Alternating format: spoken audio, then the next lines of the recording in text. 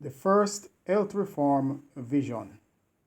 It was at the house of Brother A. Hilliard at Otsego, Michigan, June 6, 1863, that the great subject of health reform was opened before me in vision. Review and Herald, October 8, 1867. Hi, my name is Glenn Farrell, and this is another Read and Talk Health. For the next few weeks, we'll be doing a series on the health reform vision as presented to Ellen G. White at Otsego, Michigan in 1863. In 1864, she wrote a series of articles for the Review and Herald entitled Health, and this has been republished in the book Spiritual Gifts, Volume 4. So I'll be reading and commenting on what Ellen G. White saw and wrote based on what was shown to her at Otsego, Michigan, at the home of Brother A. Hilliard in that health reform vision in 1863. The Amazing Power of Healing Plants by Dr. Ronaldo Sosa. One of the most comprehensive publications on phytotherapy, with more than 400,000 copies in print. Valuable information on over 170 different plants, which are most popular and common, are presented, and how these may prevent sickness and enhance the healing process. Illnesses in the different systems of the body are matched with the appropriate plants. Information is provided on the curative properties of over 170 different plants, with the dosages, how to prepare them for medicinal use, precautions, and warnings. Common illnesses are looked at.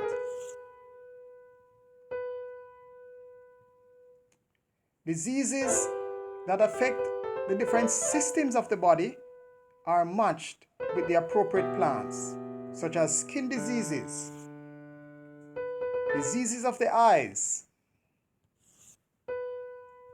and the curative properties of very common plants, popular plants, well known for their medicinal properties, are explained so that you can understand them and benefit from this valuable health resource. For more information on how to secure copies for you and for your friends, text or call Glenn at 876-838-7627.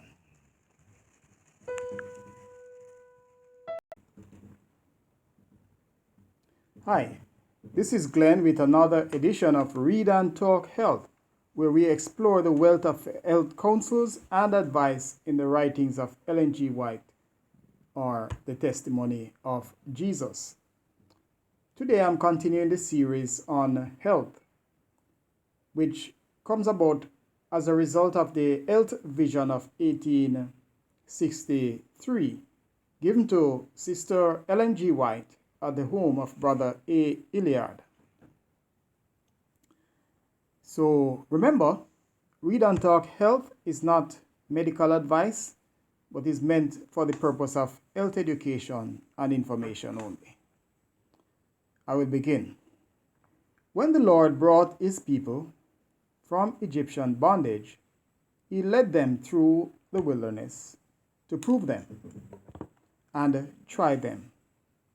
He promised to be their God and to take them to himself as his peculiar treasure. He did not prohibit their eating meat, but withheld it from them in a great measure. He gave them food which he designed that they should have, which was healthy, and of which they could eat freely. He rained their bread from heaven, and gave them purest water out of the flinty rock. He made a covenant with them that if they would obey him in all things, he would put no disease upon them. But the Israelites were not satisfied with the food which God gave them. They murmured against Moses and against God, and wished themselves back in Egypt, where they could sit by the flesh pots. God in his anger gave them flesh to gratify their lustful appetite, and great numbers of them died in the act of eating the meat for which they had lusted. While it was yet between their teeth, the curse of God came upon them. God here teaches his people that he is displeased with their permitting their appetite to control them. So, in like manner, we should not allow our appetite to control us, but we should control our appetite. The Israelites at times would prefer slavery and even death rather than to be deprived of meat. Do you love meat like that?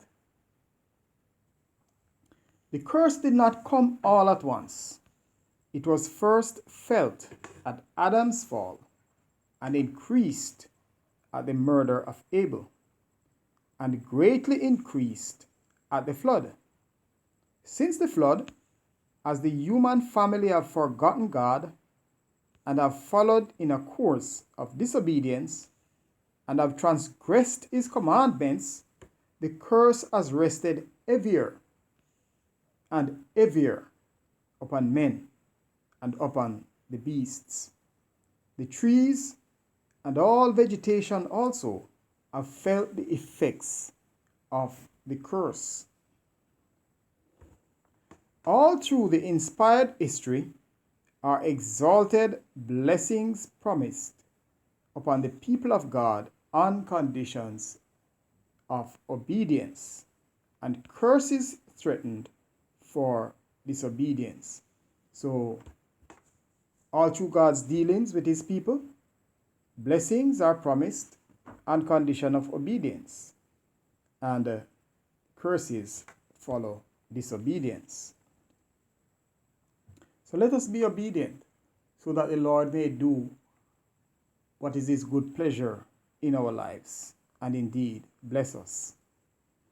And it shall come to pass, if thou shalt hearken diligently unto the voice of the Lord thy God, to observe and do all his commandments, which I command thee this day, that the Lord thy God will set thee on high above all nations of the earth.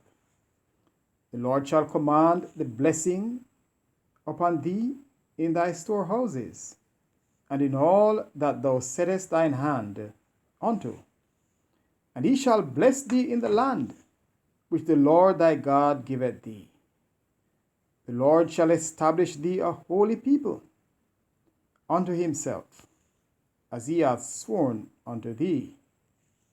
If thou shalt keep the commandments of the Lord thy God, and walk in his ways, and all people of the earth shall see that thou art called by the name of the Lord, and they shall be afraid of thee.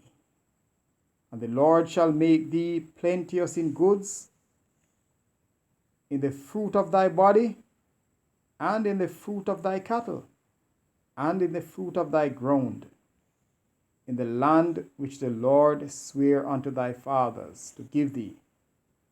The Lord shall open unto thee his good treasure, the heaven to give thee rain unto thy land in his season, and to bless all the work of thine hand.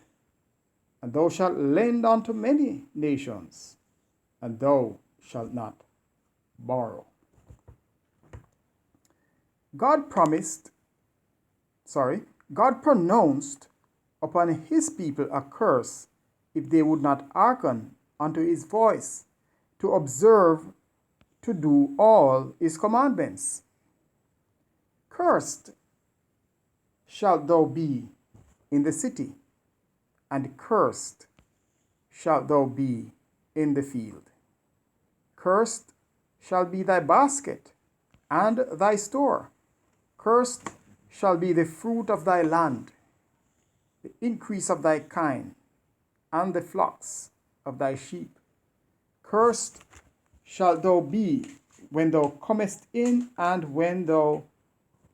cursed shalt thou be when thou goest out. The Lord shall send upon thee cursing, vexation, and rebuke in all that thou settest thine hand unto for to do, until thou be destroyed, and until thou perish quickly, because of the wickedness of thy doings, whereby thou hast forsaken me.